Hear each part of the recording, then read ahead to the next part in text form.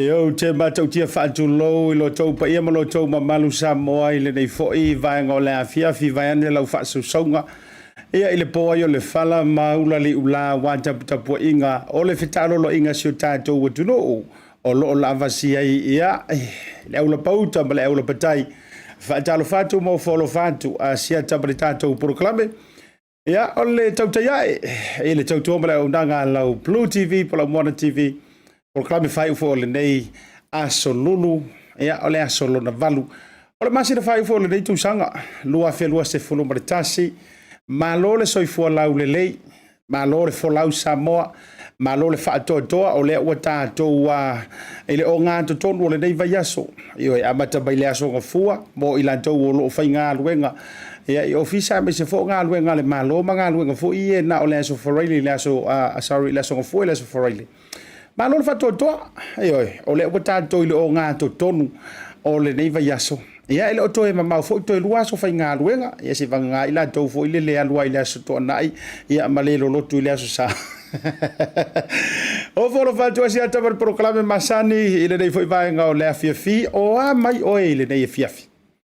o a mai lo ainga o a mai o ile tama o a mai o ile tina e o le fanau ia o ango so antis wa isi ainga o lo yaila vai tulanga mau poponga o le ainga poto ai no fo fatasi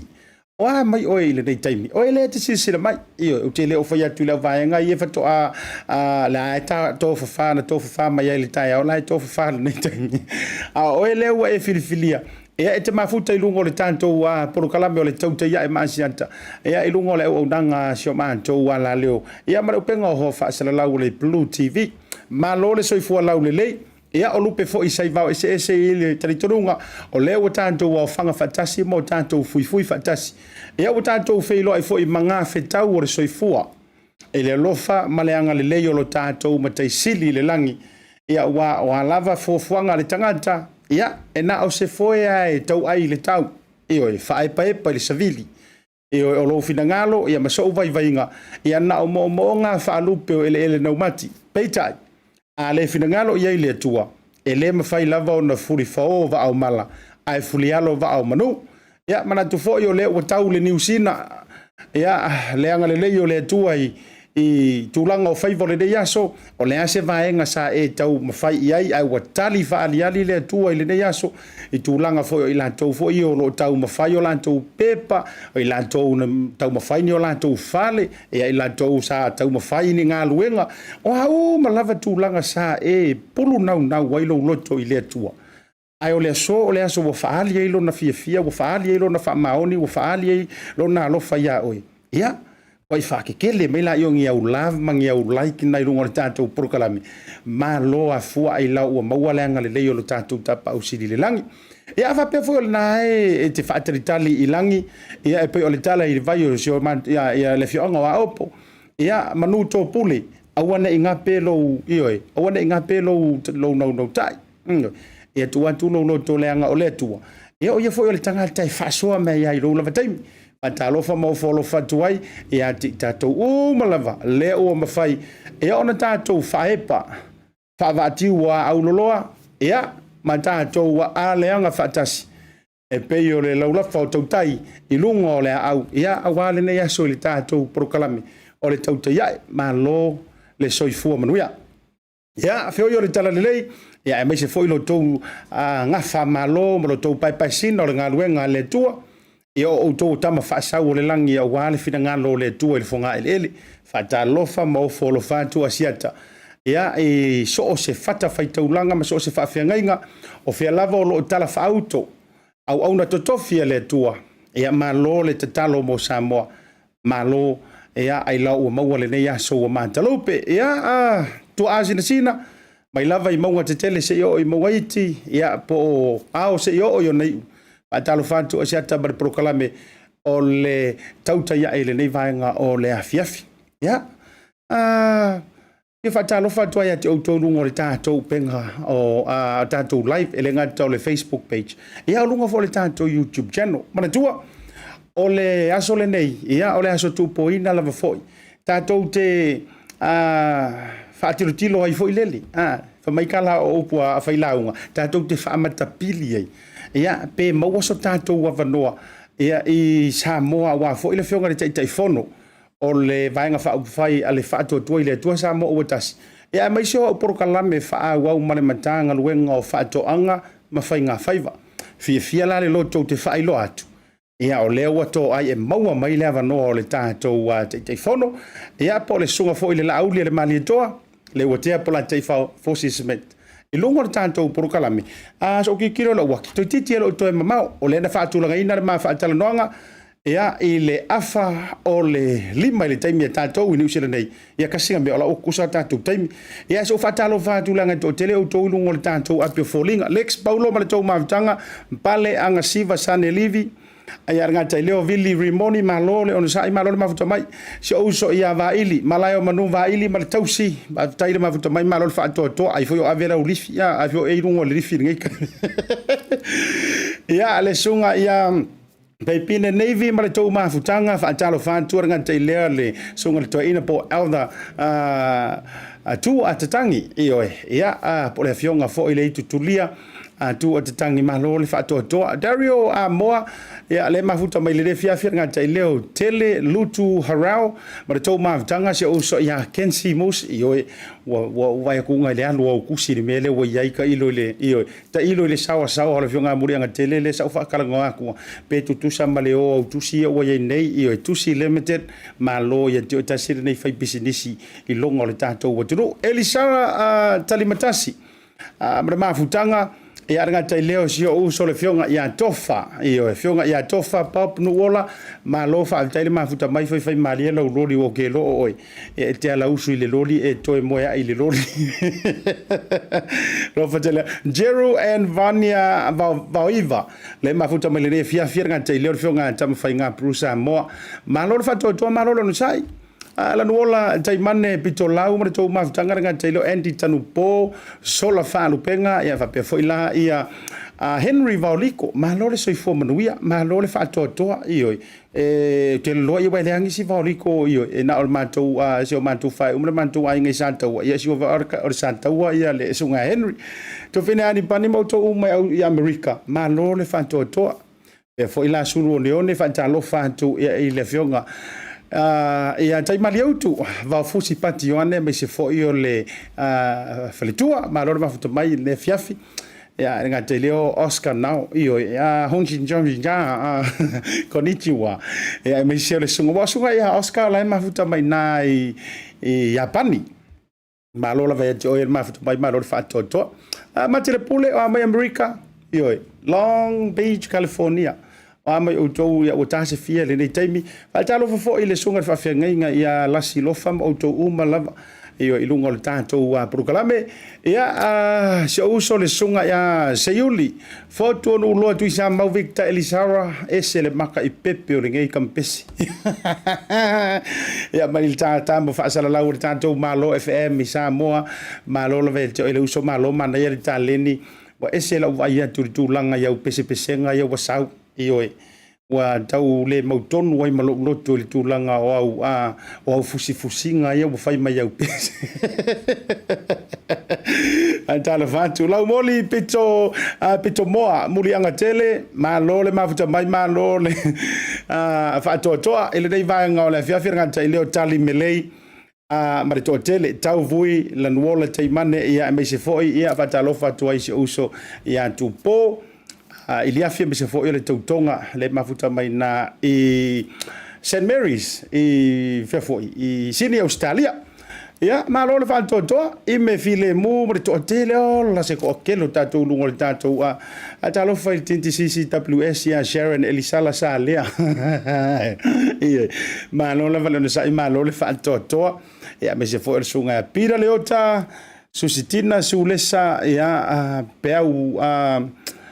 o vai ku peu maua io elena le mafuta mele le vanga le fiafi ia pe foi la fata lofa fuata ia ma le tele o tolu le program como faia si fa tu o lo fanga ia walanga pale mai loa ia me to ai tonu le sa fo lau le fionga le minister ia o tele foi la vai na aluai uma le tantu taimi fa tala no ia ma tele na fa ma tafie ma le tantu o fiafi ia ai so pai kasi foi mo fa talo fatu ia le tele o to o lo ma fa na shein al tantu program ia ma futa mai foi a ona ngalo like love and share tantu program ia la fionga ile aloli ngor mana Angelina Lila Sangala ma lo le mafuta mai ma lo le fa toa loto nua ia male tele o to David Ayomanta ia fa pe fo ila Neri Sipili ia male songa ia tau mafai papali ipovi le mafuta mai ma lo le ono sai ma lo le fa toa ia le fa ngorina fo ile to tele o to o lo mafuta mai lunga o le tātou YouTube channel ma le tuo lo waru lua si tātou a mio ia ma lo lava le ono sai ma lo le mafuta mai le nei vanga la fiafi soki kilo ku ngai vanga i lunga o le tātou YouTube channel sunga ia Seleni ia ma le tau mafutanga lo lava le ono sai Elisabetta seu manutafa io ia me se foi la le sunga ia avele leota ma lo le mafuta mai ma lo le fa toa ia te auto ma lava ia ma le to tele lava si o tato watu no io tai mo le tato wat lea ua ono minute wate ala titi ia le afa o le lima ia ele tautua ma le onanga ale tato Blue TV ia ma le tauta ia ma Asiata ile nei vanga o le fiafi e tele ni si o tato fa fisili le o tapenaina ia awale afionga ile minister ia me se foi lo na pale mai lungo le tanto por kalame ia ai malola vai te o tole fa to malole ono sai ma tu fo o le woto te tala tanto i se fa tu lo to mai tala le mo ma to o kilan o le woto te tala ma fo ita to le tulanga fo le amata ile ile fa nga fo le ta o fa ilo ilo po mori fa ilo le ala tele traffic lights o le ala tanto tele lanu mumu o tu kama foi ngai le fa nga tai le se laule no mero tanto potonga fa fingo fia fa pena a o lo fa marusia pe tu langa o le fai o le fa ali o lo tui pui wa mai alelua ia ma le fai ngo lau mask e tele no vai tonu fa lo me se foi lau mai taule il kulanga le e taule mamalu ale me vile le puka masangi ale o atu fa sa o ko kongo foi fa tau ia me se Terry's light to ia fale te tele fo ie pe or countdown mo vanga fa pena o lai ai securities ia ole tūlanga la le ia tama i Terry's light ma whara light ia foi le whai te tenga o tātou mata alia foi aua foi ine i whapea ua umau kui e rua ia e tāua ai mana tua foi se tātou amio o ne vere whapea o le ua mai au tu e rua nga e whea rua ia la ia lea foi le pio anga kanga kai le ila le kui o ia le ila le whamai e sa ori kara ko inga ma ko nga pe ale ke soifua whaalau kangi foi le mau me fai le ai e tātou lava pea ona e tau sisia tūlanga uma o loo au mai e le tātou soifua maloloina whaali tūlanga o lau pass foi lele io e download le app a whapete le sila fia e mawhai au na e fisili lau fo mai foi lele whaale ainga io family doctors po clinic solo mawhai o na nga i ele malu lau tele o le atunu e tau ona e to e tampa ia male tele au tātou pop-ups a whai o le te mafuta mai a ele i whai a lava ma atua au tui e ile tui a le tātou St. Anne's le na whai loa mai le whai manu rewa i Russell Road ile aso to anai nei rongo winga ia koe mau fo ile o le avango ki ropo koe la sia vango ale koe whaaku moe lau ka avale nisi o tātou tūlanga i o loa e me se fo i o nei mea alofa mo le to tele lavo i tātou ia awana i ngalo Russell Road i nā i le aonga fo ile le St. Anne's e te mauai i nāli sunga ia tiken sānili ia ma le to tele lavo le lantou vaenga ia wa fo i tūlanga o lo tui e wha ato toa i le tūlanga o lo tui o moli atu la fa malo e alisi tangata na meli mai ana le la langa o tele o walu lunga tu langa tanto messengers ai sa moli mai lo fa anga fia mo moli atu fo i le mai ayo longa tongi e fa na wa o ngai sa mo iwe va ai atu fo i le siva tau fa ia to le malo le atu no wa fo ina yalo ma fa na o fa tu la utala ia o le tau fa la va tato so ta inga ia ma le tātou minister po le sunga Laaulialemalietoa o lo so ta ia to la vale tātou team ia se i tau mai a wala mana to fo o so lulu te tasi o le fai o le fono le ale kapeneta o le ala foi le la yona fa tulanga ia le ma fa tala noanga ia so lulu e uma mai lo ma ta u po le fono le kapeneta ia ona fola sia lo la ia ma wala va no ilungo le tātou por kalam ia maulo to vai a wete ioi e te poli ia e for kamalo sa vai foi esa wela pasi foi le fer kala le mai se kuaya ai o mai la lo le waki io le na au te mole tu la fa malo ma la fa talo fa ia i lupe fa le tanto watu e to atele la fo i la to o lo i tono le nei atu o ni usila mai se fo i la sunga i loia io ata lo fa tu le sunga i le QC sunga loia ya Asiata na va ai ia pa faltu a mara mai la to lo male no fa lo le fiafi na i Watertowns ia mai se fo i la le vitalinga ya la tinganga yes tata ia kasi fo i le ngai loia ma ka ukia ia fo yo anga fa ia ro ia la wori o lo ia singia ia monia ai anta la tu fo i le pe tau fa le tonu ata be la ia yangi mele o fa ngalo i la wori ia mo ia fo e tu lo ke sa kam fa ia fesinga ia kasi so vai so fa pui pui ata lo fa tu ai mo fo lo fa tu ia i sunga i lo ia to telefo i la to o ila to sa ave am fa ia o ngai samo ia mani si o tu langa mo lungo malo o le wo vai nei fa fa tele ala fo i le tua me se fo io o nei nei fo tangata kama ia sa lo ka kingo i samo ma fe kau i male se vai la utala o tato utala no ai nei vai ngolo nga tongi ma fe kau i kuku ma le sia o fa ia o nga le manto primary school i lauli ma fe kau i la farka me i mangi le laule ta ua tu le ingo ona kamalia pe ika ai uma se aso nga kere i fasia e ska miki ki nga kere i fue e tele ala fo ile na ili tatal fa ya nga le i ka miki kau karaso o ama kau kakala i vasenga ia tu te sira fio kere o uliska kau ki tau tala i tono matu vasenga ele man ko e sere faitala e se le tau tala so ngo le kula le o le tau tala so e foi le ka ki fie kari fesili ia le ala wo i uma ele te mire nei pe wo ko korosi me la utala i luma awa e tauita la fa ya onga le e fa le fie kere ya u kaka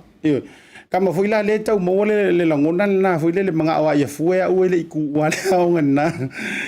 ai no one ese fo ya ma le onga primary school man tau lo li io o quero ese power meu te man tu fa onga le o le sawa o le sawa ia ka ia e ma fitau i tu no i mangeli o amo mo kanga me foi le o ve tu ala fai kanga me foi sunga fa ya ma filo ia ke i kamano ia na no man tano nga fa upu mua na sau no ma sunga fa ya onga etia wa va ai le o nga o la usasa wa va ai le o nga o la usasa ke ro ka o ka kilo foi se vai pa o foi le se yo o mi ai o va tu la utala ia io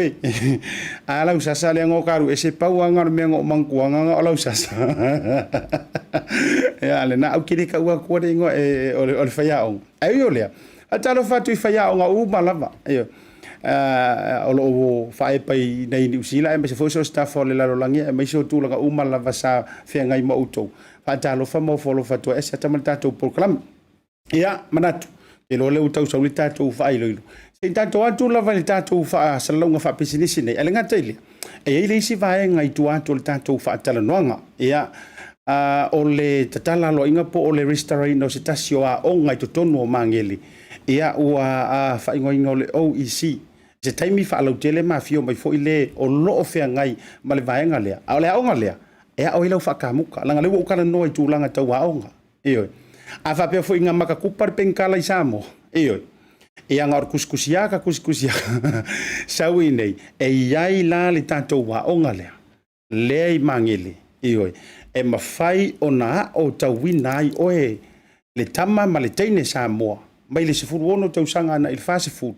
ile tūlanga kaukamuka io tūlanga tau tamuta e o le a o inai oe e le ai se tongi au no a le a whaalau tele a whapeala o le te so o le alu solo ua tele ina toe io e toe whaale leia le tele o whalita avale na leanga i lau kamuka io me o le apa pupu solo vai ane le whafonga samo io o le avanoa lei e au ngā mo oe ia ai se o tanto atu tanto malolonga lea ia masa ula tupo already mai le fionga le minister foi mai toi fa o tato pokola me le tautai mo le vanga le fiafi. Tautai voucher is one of the most convenient ways that I'm finding now to do my shopping here at Farmer Joe, and my sister just sent through the voucher on my cell phone, and I just come straight to Farmer Joe to do my shopping. Ole si tulanga pitusili o le tau. Ole la fo me o le pepa tala o loa. Ona fa anga le fa tau o loa e o nga mo le ainga. I think it's really convenient for families overseas if they don't know how to help their families here. Then this is the perfect way. Mai ai la sa so tua tau e le sia sa. Le fia foi sa we mo mawina le foi au nang fo e ala mai le talo for voucher. Ila wana fa tau ma me te mga ai. Ile voucher.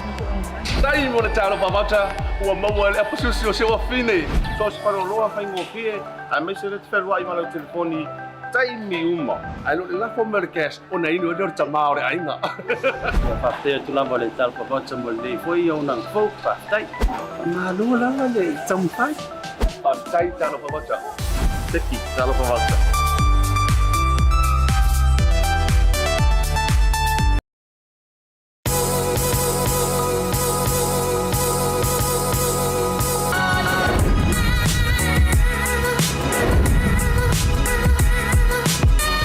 Tau tua male au nanga remote tau sa mo service station nei tona ima. Ma tau te utuina lo ta vale, ma le tele unisio ma tau au nanga ise.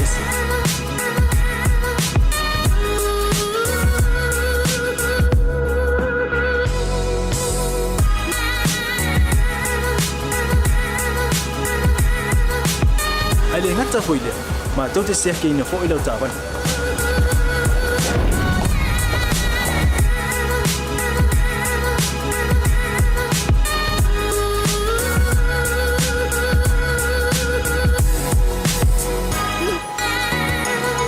Siapa lah yang voice wow, mau lah ucapan.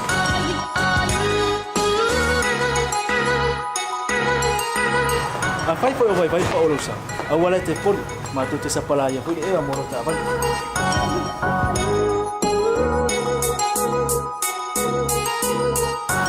nupo sila fia. Mua, tapela uta avale pe auto. Lua, tapela o telefoni irtai me utu ina ila uta avale. Male vaenga mulu. Mana tua fo. E matua I fasa aina, lo tau makitapa ai no fuanga whapeni.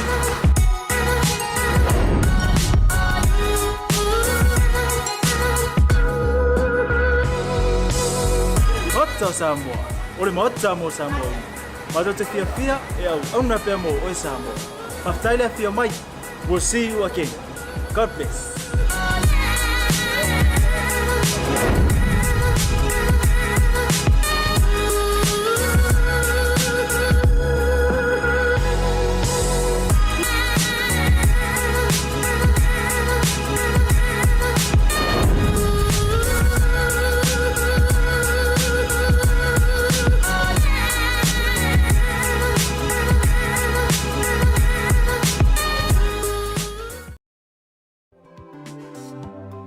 O le Oceania Career Academy, o sea o ngai mangele ua whaatui nei le pūlenga le fono mo tangata Pasifika ma Maori. O sea o ngai mauaile to mai whakamuta, whaapea isi anga wa eseste. E talia so se tangata mai le se furu ono le wha se furu tausanga, ma ea o nga fua li ima tamai tai wano fo maupesi te seni New Zealand. Whaafso tai nei loa le OCA, i le overu se lau, ono lua valu fitasi. Pe asia si le website www.oca.nz.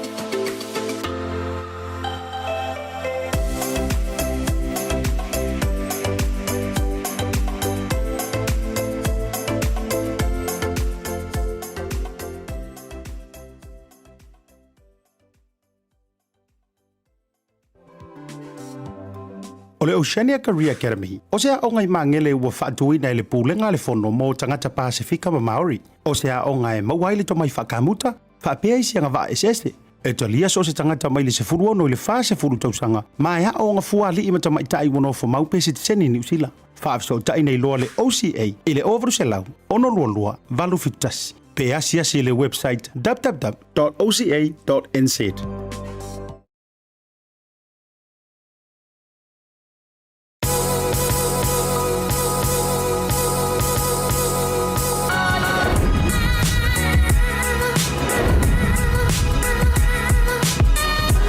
Tua male au nanga remote tau sa mo service station nei tona I maki.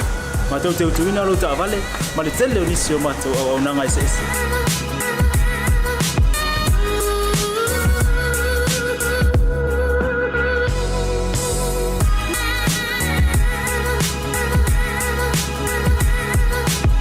Ale ngata foile, ma tau te seke ina fo ilo ta vale.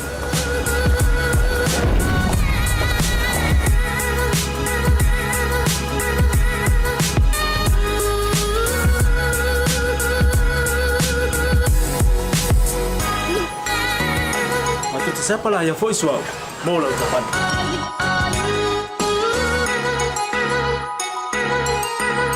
Apa itu yang baik pak ulusa? Awalnya telepon, matu siapa lah yang voice mola utapan.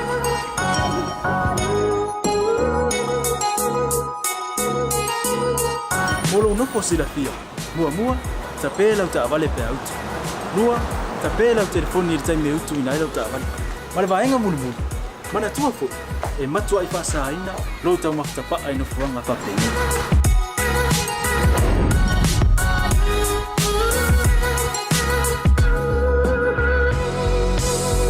Hota Samoa, ore mota mo Samoa. Mato te fia e au na pe mo o Samoa. Maftaile fia mai. We'll see you again. God bless.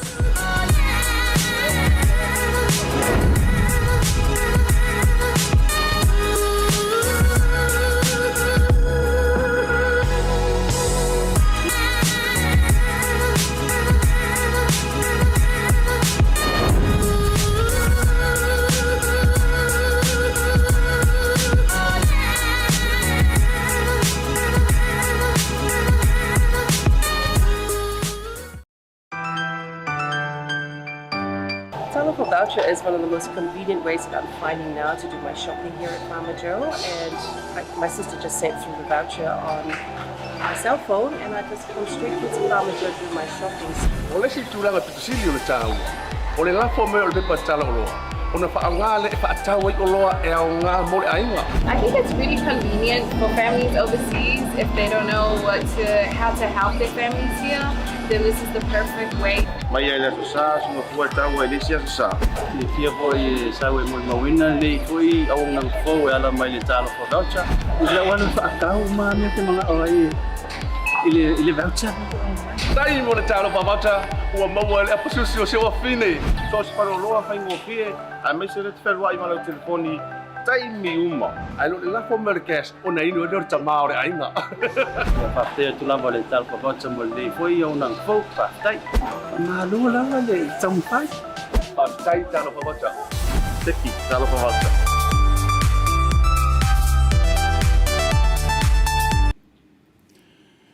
To e whaataro whātou sā moe lau mai moanga le reivaenga o le afiafi i oe a o tautari a isi tātou whiso o tainga ma le songa i le Laaulialemalietoa. Ea o hata i o tūlanga whapenei e manatu fo i sā moa. Ea e le fau lau tau sila. Ea nei tama isuinga. Eo pe ia o le ngangua sia mātou a to ina mātou sa whau tātou. E fly le time. Ai kia i le sisen leo tātou iei nei o tūlanga whapea. O lea tau tali le tātou a fsauta inga, ma le sunga Laaulialemalietoa fsauta i mai. Le toi mamao lava o na whaamae a leo le lātou vaenga muli o le fono, o na fsauta i mai la ia lea. Peitai, wo manatu. Ia o le au mai lai luma le porkalame sa mai sa tau na wha mai a ile ma a porkalame le nei asu. Ile a onga le sa o logo inatu, a le tātou OCA. Ia po o le Oceania Career Academy. Ole onga fo ole onga fa kamuto le mama futa mo le fionga ia le au pepe ia o ia fo o le suiso o upu i le vaenga sa mo le porkalame le nei ia ale fono healthcare fa tara fa tula pepe lungo le tato porkalame va ne fa fonga sa mo ia e fa filo ia tu lau talainga Asiata ia o lau tu fa fo le vai malai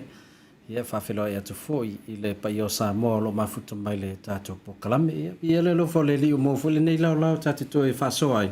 ia me se foi ia le pokalame ta ua ia le ua mawhai on tātou ngalu e whatasi ai ia ono nau ta inga lava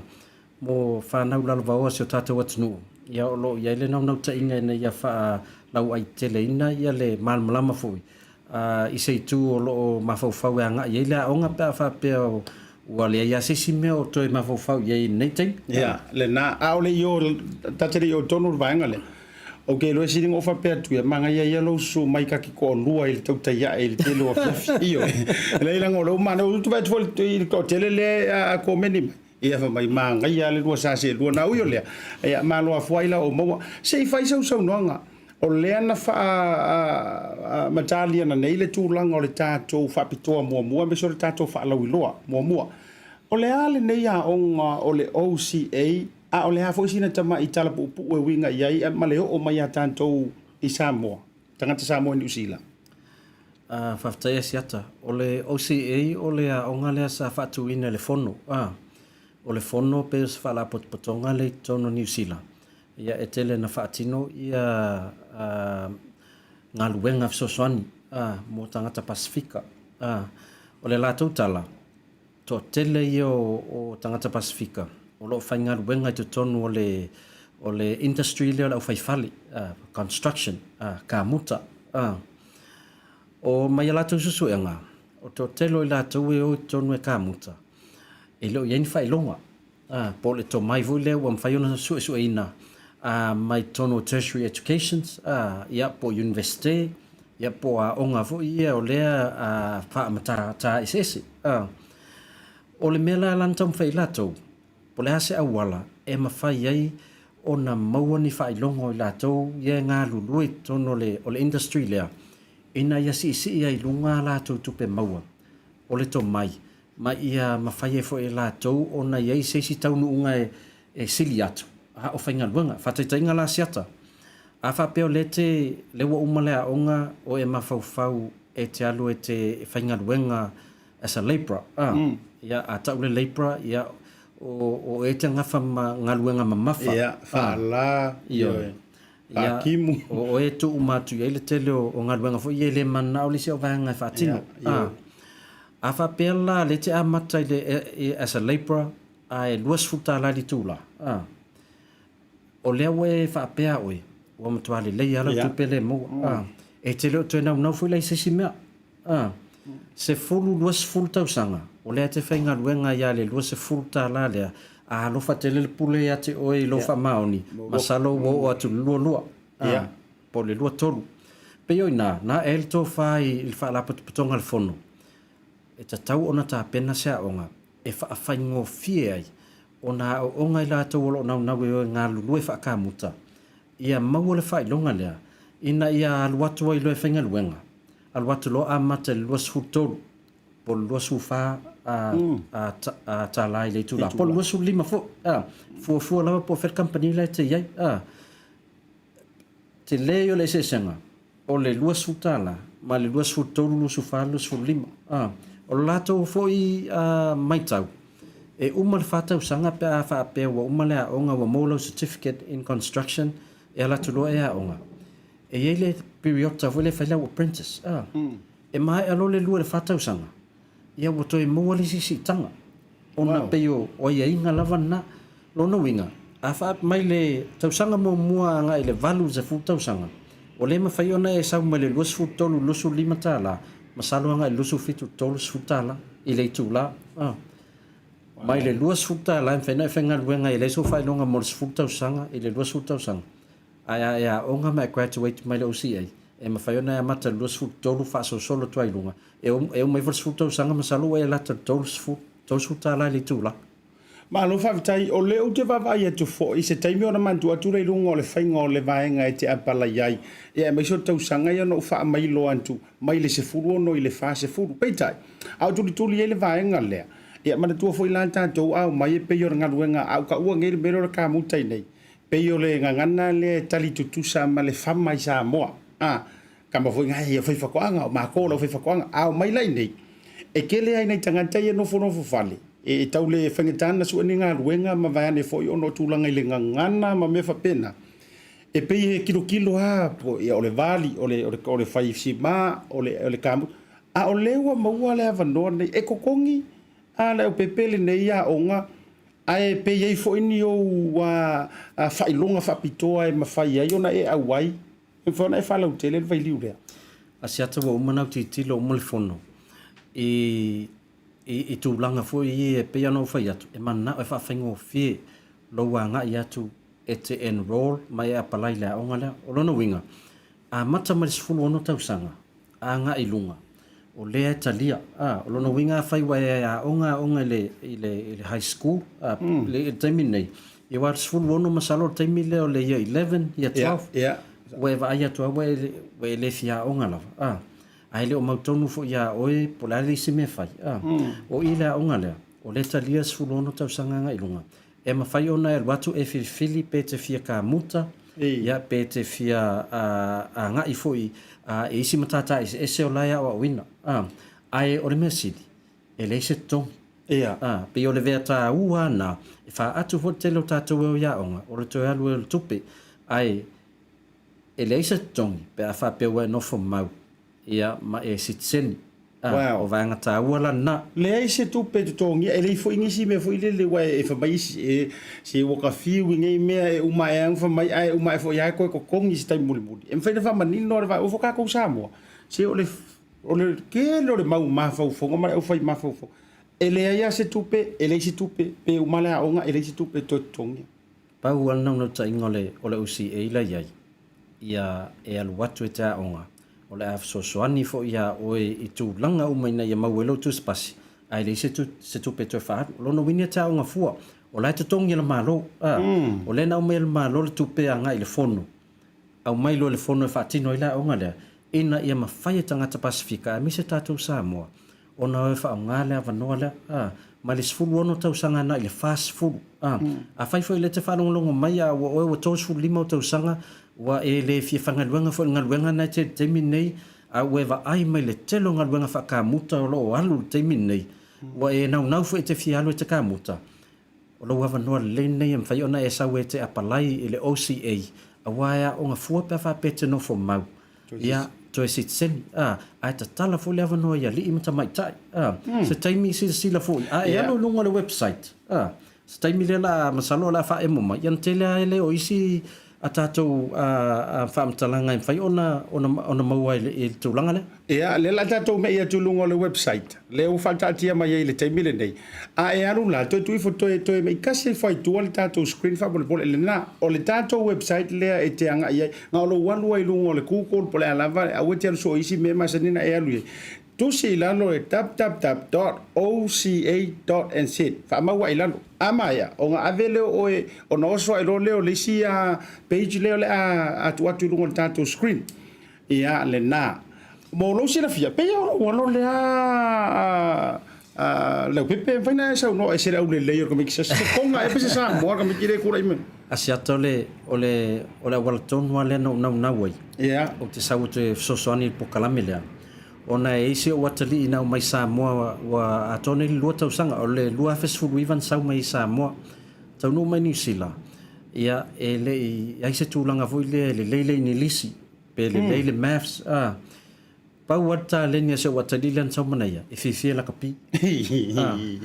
ia sa matata no mo fa atu o nei vai taimi ia de pesi for fa mai ma wa tele na interrupt ia telefone talo tauna ye sin faspepa ya e sosoani fa tino for nei taimi wala inta longa fa ya wa titilo ile tele o training ma courses lo fai ya ai ma wa lo mal OCA ya tinana fa taling ilisi male maths matulang fa pena te wa watu ya iso atali ya sa fi sosoani la onga ile fa tino ino vanga uma ina ia vave no man malama vave on tautala si te fa to ala ofisili le o vai lupe e sa no lo no winga la le o tali le si fa ofisili le to fa tu mo le ai langi o qualifications ele ai ni vai na oni o to mai fa pito e mo mia e la ko fa le ingilisi mtulanga e mau so soninga mo o sa le sa ole e pawal vanga ta ofisili e la to tutulia po fela onga sa onga o se watali le na sa mo sa onga vai mo college pa wa mena la to manna oi ya o le vato fa mo monga o la sa le onga ya na ona vato tu blanga na ya fai lo le la to su enga voi le tau ina loi po fele le mo lunga la na ingilisi la yai ya mal mo lunga la na numero pe mo mi foi la se so ni mo ya fu ya le so soni na ona uma fai mai lo ya e sau a mata level 2 e lua ia la to courses e advertise o le whaka muta level 2 e ono masina ia a te ufai atu le suenga lea ai vai atu watauna e a mata level 3 e sfulu lua masina la le level 3 ia o le laki fo jo tali wono fo mau o tu langa la le na laiona ona mfai ona halu tono o le aonga lea a le whatumtumunga lava ya ele te pu e mele ato tama e uma la to foi a mai ale ona e le website ole na ona avele o le page le na i lunga le website po le tu laulea le ai soi mai ai le antali po le alo le fionga le o pepe vai ke le konga ela ku ka me kisa mo po lo faila mai ai le ona e alu le vaenga le nali apply now e ke kiliki ro le apply now e ona momoli le o le isi tu lau le o le au so mai le nala e en fona tau so no le pepe tu lang o le tato apply now mar vaenga le wo yai fa bon bon ia o nawa o sisilatu ia o vaenga masani lava o le ngoa le lungo le passport po lungo le ID le first name le ngomo mua le ngomo muli o se numero le telefoni em fai ona so ta ia le ngatal na ya e tau ona ye le email e fai o vaenga ye lo so ta ye toile onga ya te oi o lau telefoni ya malau email ya ona ngai fole ile e tau ona ye le vaenga na e tau tuai po fe po kalame ese e te fianga ye ya ona ye le level 2 na e tau foundation skills carpentry and fabrication ya o me masalo to telo ta to yo misamo wai lo fa ya wai skills en fai ona pasile le level 2 le ia aro ngana te fa manatua ia ko polisi a ko ngulang kau pi ole enko le focus e ko e sa langu me la il vai ngale ia o le tatou level 3 la les fulu lua masina ia o ina foi la ia a umalau la unga le pe la lo tali na sa amata level 2 pe na le lua masina ai fai lo il vai ngai le ai watona sa lo amata level 3 e fo la to longa yo i malo fa ma oni la le taimi em fai lona tu mai o level 3 ia o lena fa une ya uni wa mai ar sfulu masina le la mo na certificate la ai o certificate foi la it's a NZCA accredited lona winga it's a lia iso se me o New Zealand it's tu sale certificate le ma certificate fa na ya fo eso e mai le fa ka mutal AUT ia mai si fo ia tertiary education ia mau lo la certificate le level o mai fa u mai e mau e mafai ona su ele vaenga le se kampangi ke le fa ka muka e mafai na tu wai oe pe u mafai la e ko sa e ko kam fai ko apply a wa ni si fa manu yang ai te mau pe a e fa u ia le la tata no to pe le journey so watali na u malona fa u pena le lua vai aso na sawe malolo ia al temina wa la foto le aonga ia company ese le la te so ni la tu tanga tfenga benga ia na lua le auti tilo mai e company ia po fia company e fia fenga benga le wa fai de fili nga ia o te ata vo le ia e pa auto to ma vo fa tu le temin tau no mai le fa fainga tau le ole ingilisi ma le tautala ole le o fa popoina ma ale wo vai atunga ia wa fili ngaluenga ai le ngata vona wa sau ma pepa mo me o ata o ngaluenga o fa to ana pepa ave mai o ata ia ma to te follow ia fa tino o ngaluenga o no winga ama ai atamalia ole wa matana e fai tau ata na sa wa pule ole ata le ngaluenga nei anu lo sa malam fatino ya tulang ai na sfundua masina le na o tulang ai maka ukia le tulang ale no fo le no falo fo i mo tau maua e lau te tape na ina fo i lau me tau pe a e se me malaonga ele va pe uma na ona tu o isenga luenga fa fe kama fo ngai ke pengi fusi pa o pengi fusi pi i fo ie ke le ai le ta sulu solo ai le wa o le tulang e maua ina wa tools fa kamu Asiata ina wa mai ale aunga azoatali ia le lua vai aso lento mai e malolo ai o te mina ta pena ia le aunga ia fata wina uma wana tools e sa uni ia le fenga wenga of so swani la ia ta pena me le aunga ai fa tupe me le wins ia o isi foi te me e avel tupe anga ile aunga fa tau le aunga e toi titiala tele tolu wafe ile fa afe le tau a toa o sa mala o spin o mai se o mai so fu ona e pasilo level 3 ma wol fa man yanga na mai so se ngaluenga fa ka muta telwe e tata ona ato o mau tu sia e le fa tau ele ofisa ele ngaluenga e tal watu ma o ale fa la so so anin ma lo ma lo si e tape nei no tu langana ia sa mo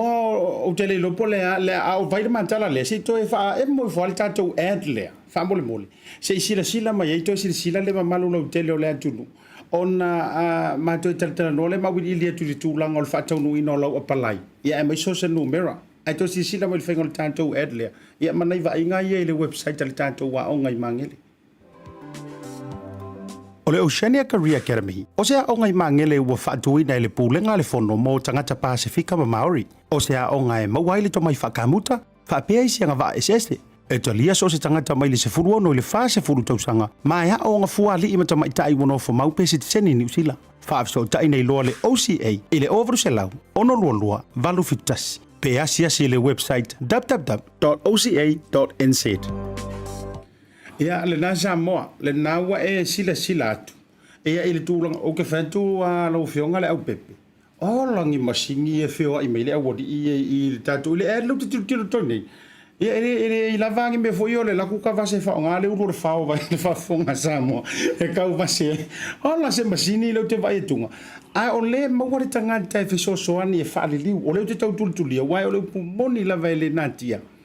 o le toa te leo i lantou o loo i nei ni usila au kilani. E fia o ia o ngā.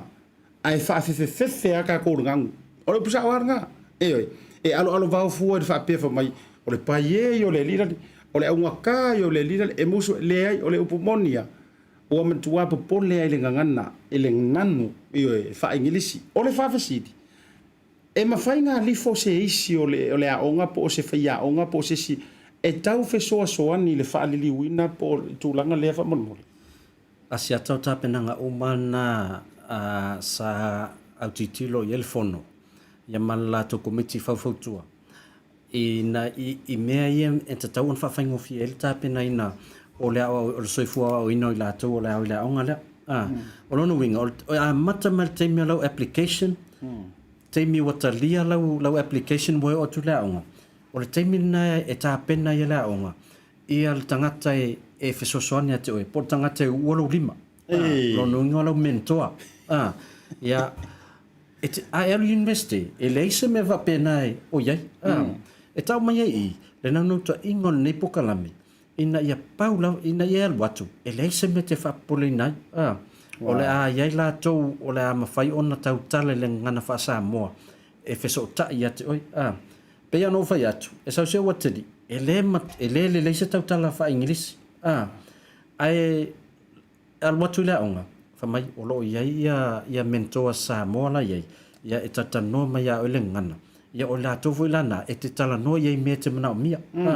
E pau alvai ngā tonu e leo tadi e no lo sile pe se lunch. O mela na ta pena tuai. Io e se ngā fuila e alu atu foi e i pasile le votu ai ke banga o le foi. Ia te au mala utilo. Ai mai se foi le fonga maua si o tanto watu no. O ka so fa amu ia o tanto ia te au ia. Ia tanto nei au kilani male nei vanoa. A wale upu moni, o le to telo i lantou, o mo kwa le sa mala ma vaenga uma. Ai o le tūlanga fo i le whaitauina o le plan. Na matala noa mali tangata ka muta i le toru aso taruai. I le fale o le sia wo whaife au. Na o luan tuai, o lai ai le tangata e ka muta. E ka muta la kama le flecture, i nei nusila. Na sa ia whai ai le tala na outau mawaina, whai mai. O fale nei, a whau. E se a le aka e a mata mai ai. Ai a arua uma e se vai aso koe ala kurkanga kai o ngale le fale wa toe maua se mea se whaupopo nga fau ilona ma fau. Wa koe aru foi koe whai mai le siaka. Iyo a e lantu a le iloa lai o e adapt. Te lopo le upusa o na pe adjust foi lele. I le whaita wina o aka. Longo winga e whau e o e le aka mua. Ai sa unga. Koe kala a koa langa ua toru wanta. O le tala na le tangata le tala e tia fumai asiata. O le whaunga o whale kai mingi. E leo toi maua kama fo ile le kasia le plan nga batu. Whau mai ale amtanga se ia uma. O le mele iai ango fonga fo ile le tangata e onga ngā ruenga ua koe kukupungi se onga ma whaunga ala e lavar se lengi. E au koe heru koe kusi mai le siaka e whau popo ai. Ma vaenga whapena. So ia maua o le toenga to mai la lea. E ma whai euna fisu ia lau whionga reo pepe.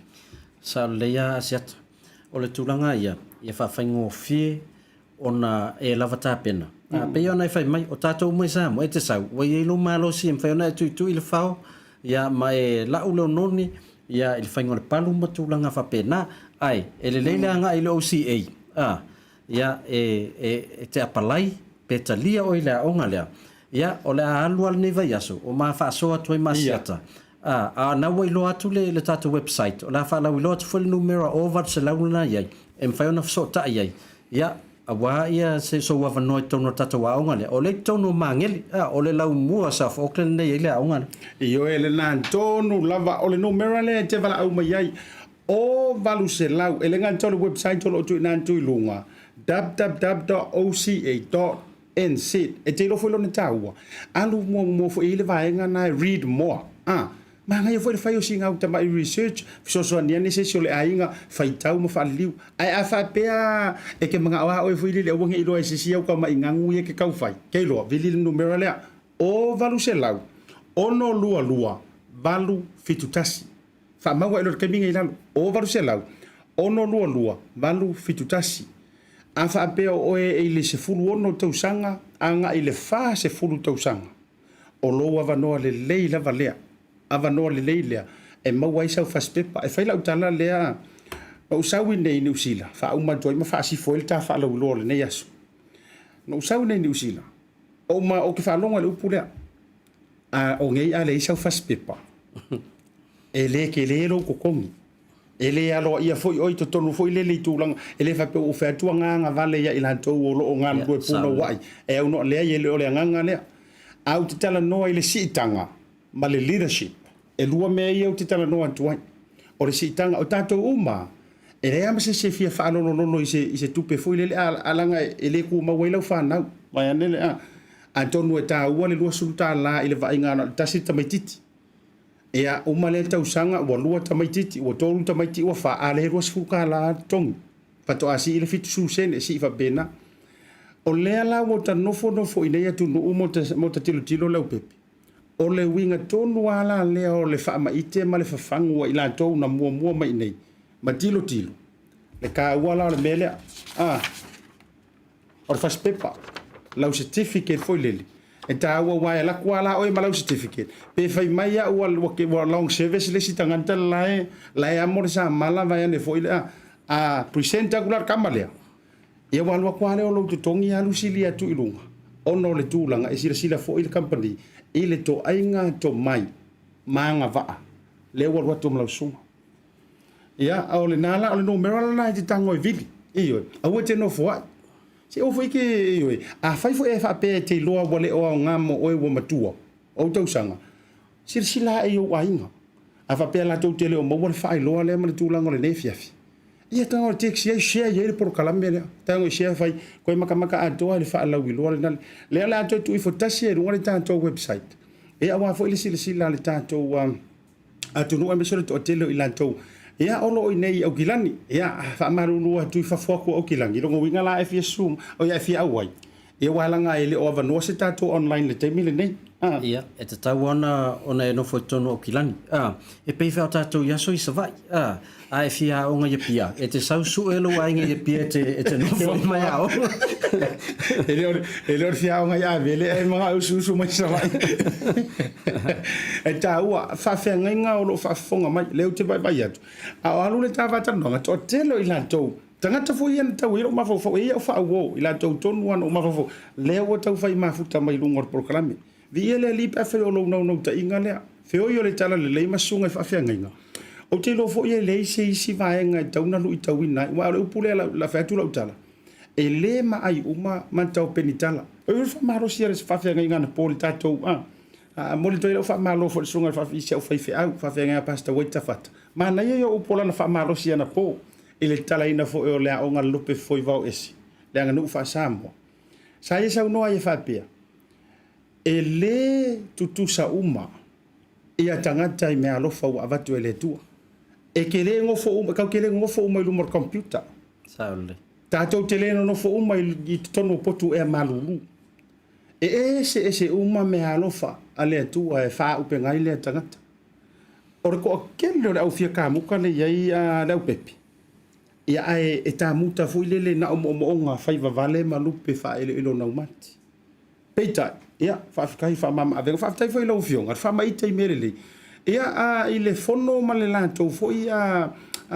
le sia la to matata le fa la tele mai tu langa taula onga mo la no te sa no fai u ia lo fionga i wala le uma il fa la lo ina mole tu langa le asiata pe na ta wal tai mo sola na la nei po kalame ona o fa manuanga mo se watari o te mana ola ia to tele nisi alo o so tatu watunu o lo no foi akilani ina ia fa la wilo atu ele ne ia onga ina yo mai fo isa ilili ai po se mef tau mo lato ia awa ia le sailinga malo fo mo manuia so lato ai pa walna fa tai mo mato wa no le ne fa tatonu la mo se si lao ne vai aso ia ta te fa so ai ia ma so swani fo ina ia inga ina ia una ia fa nau ia mai lato fo ia va ia ia onga tato wa onga le lo si ai fa tai tele mo mato wa no malo fa tai e lo fionga le bepe ia o le foi au alu le ta fa tele no te lo foi la ua ma tele ma malu lo tele o le atunu ia o tele le tai mi o le tato por kalami o sa tau fa tele tali la vai le fionga le li minister fa toanga sunga le Laaulialemalietoa ia o le au te vavai atu ia o le ua saule e tuai lona taimi ia vanoa mai ai ia Samoa ele whapea o tau vane ai o le ua saule tūlanga i le momoli mai e mantu i la tau o loo whai le communication sa se mantu au nanga ia o le mai wha malulunga rungo le tautai ai ia o te langona fo o le aia wha leo mai fo i rungo se sana saunoanga o te loe mai o le fono o kabineta whailana sana live up toa ia o le fo o le musu atu i le fionga i le minister ia fa pa i malua te fo i le tūlanga o le pa au mai sa confirm le ma fa tala noanga ke lo fo i le sa pa au mai ia o le tātai miao le ono ala upepe sa tau tuli na ia fa mai al man tala noanga le se fiso songa mai ko fa pia nga kari ua Asiata le e malama lava tūlanga na e whaingo fia fo iona talia i loto se o tātou atunu ia ngā luenga whakapeneta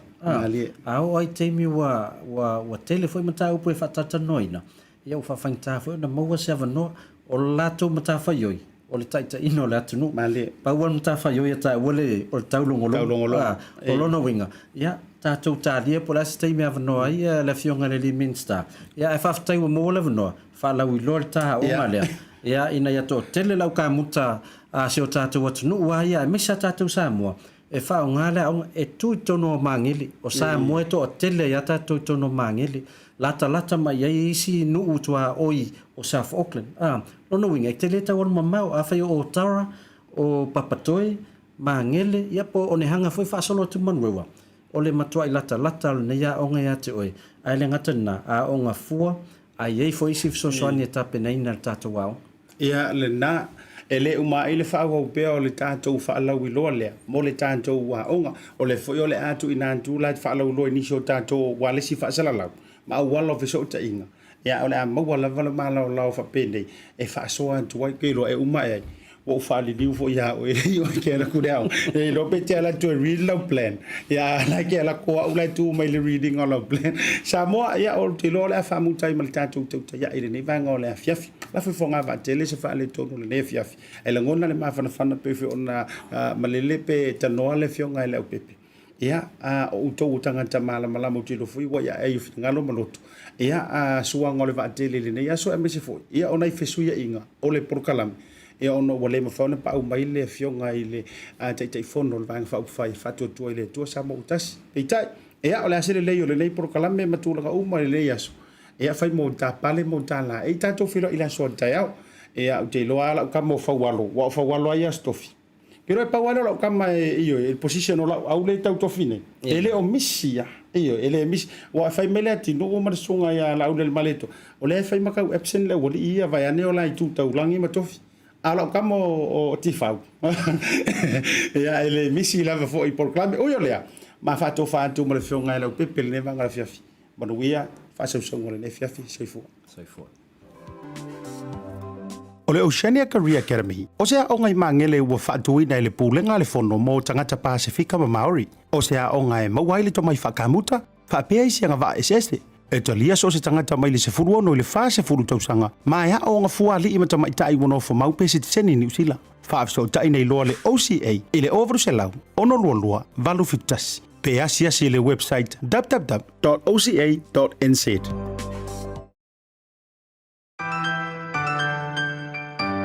Tautai voucher is one of the most convenient ways that I'm finding now to do my shopping here at Farmer Joe, and my sister just sent through the voucher on my cell phone, and I just come straight to Farmer Joe to do my shopping. O le si tūlanga pitusili o le tāua. O le lafo me o le pepa tala o loa. O na whaangale e whaatau o loa e au ngā mo le ainga. I think it's really convenient for families overseas if they don't know how to help their families here. Then this is the perfect way. Mai ai la sa suma fua tau e lisia sa. Le fia foi sa we mo mawina le foi au ngang fo e ala mai le talo for voucher. Ila wana whaakau ma me te mga oi ile voucher. Tai mo le talo pa voucher ua maua le apususi o sewa fine. So se paro loa whaingo fie a me se le te wherua i mana o telefoni taimi uma. Ai lo le lafo me le cash o na inu e leo tamao le ainga. Whapea tu lava le talo pa voucher mo le foi au ngang fo whaptai. Ma lua lava le tampai. Whaptai talo pa voucher. Teki talo pa voucher.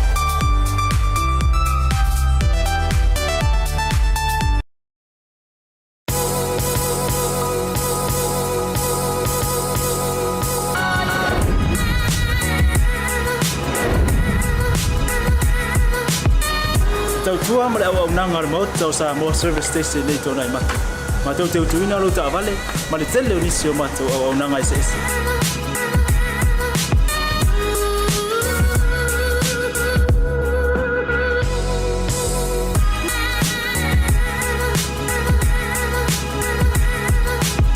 Ai le ngata foi le ma tau te sia ke ina fo ila ta vale.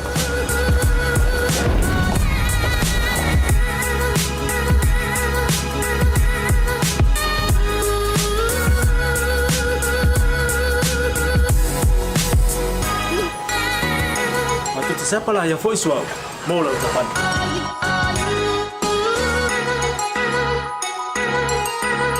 Afai foi vai pa olosa. Awala te pon ma tu te siapa lah yang foi e mau lau tapan.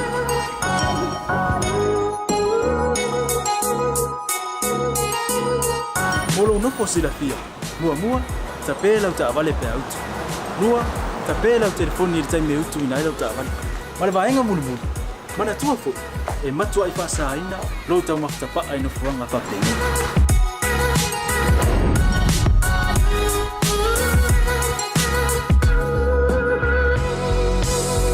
Ota Samoa, ore ma ota mo Samoa. Ma do te fia e au na pe mo o Samoa. Maftaile fia mai. We'll see you again. God bless.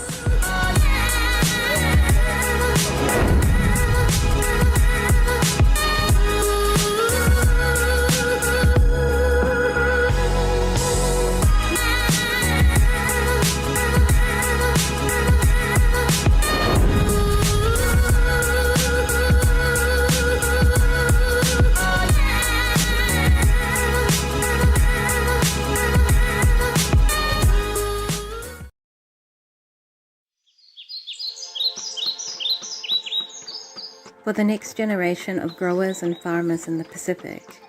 may you find your own rhythm on the land. May you grow and teach others how to grow with love.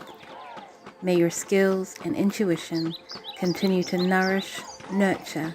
and advise those who need it.